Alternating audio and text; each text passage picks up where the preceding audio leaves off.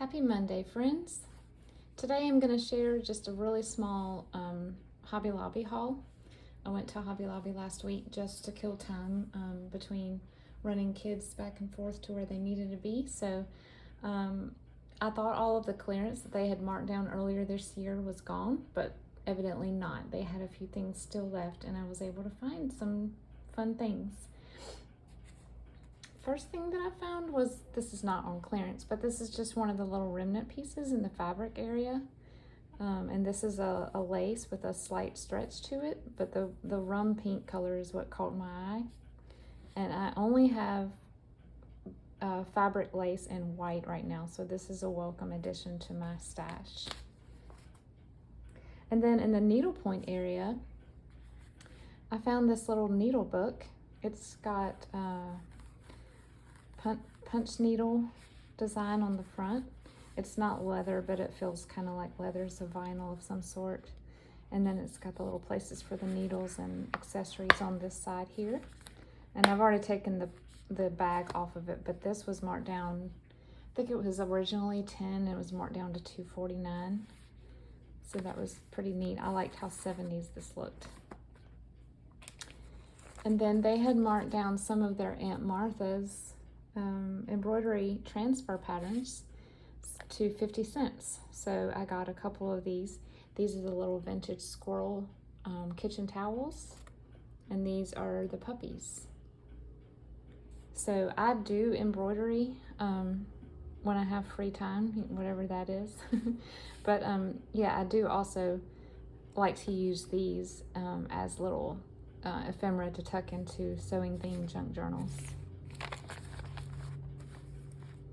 And then they had an embroidery kit with, you know, my favorite color combination, these tropical 70s looking colors. So I couldn't pass that up for $2.49. That was fun, a fun find. And then, of course, whenever I'm there, I always grab another one of these tracing paper pads. This is on the aisle in Hobby Lobby that has kids crafts, and it's almost always $2.99, which I think is fairly reasonable. It has 30 sheets, and I'll usually cut one of these in half, so I really get 60 uses out of it. And it's just a real thin paper for a neat addition to a junk journal that's a different texture. And last but not least is these Fiskars orange handled cloth scissors. I have cloth scissors, but I've had them for probably over 10 years and they're getting very dull.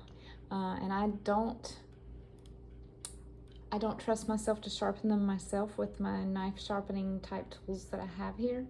I know a long time ago people would there would be scissors sharpening guy that would come to, say, pattern shops and sewing shops and sharpen scissors for you, but I think that is way past gone. I have not heard of that in years. So also things are cheaper now and, you know, able to be made more cheaply. So this was actually half off, and I, you know, knew that when they went half off again, I would grab some. But the reason I chose the orange over the other colors, let's see, I may have to cut this open.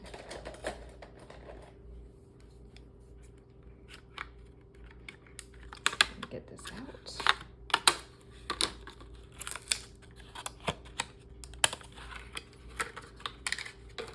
My son is getting into woodworking, and he made me this adorable little scissor and thread holder. So there's the hole right there that the scissors go through, and it's a Pelican. So when you put the scissors in, it looks like a Pelican. And so that's why I got the orange, just because you know, I thought it just looked most like a Pelican. And this rotates, and it's just, I have not painted it yet. I don't know if I'm gonna do it or let my husband do it, because he's a better artist than me. But we're gonna paint it to look like a Pelican, and so then it will really be a conversation piece for sure. But the pattern for this was in a 1960s textbook for a woodworking shop that I found at a book swap or a fill-a-bag type of event. And when I brought it home, my son confiscated it, which is great and fine. And he said, what do you want me to make out of there? So I just saw this and said, oh, that's cute. And like within a couple of days, he brought this to me. So that was super sweet. But yeah, that's today's Hobby Lobby haul from last week. And I have a really exciting thrift haul coming up this coming Thursday. I actually post them on Wednesday night, so be watching for that. But I'm also starting a Mother's Day sale in my shop. I'm putting select journals on sale, and some will be more percentage off than others. So please head over and check that out. If you have a mom or a grandma that you need to get something special and unique for, that would be the perfect opportunity for that. Thanks for joining me today, and I'll talk to you soon.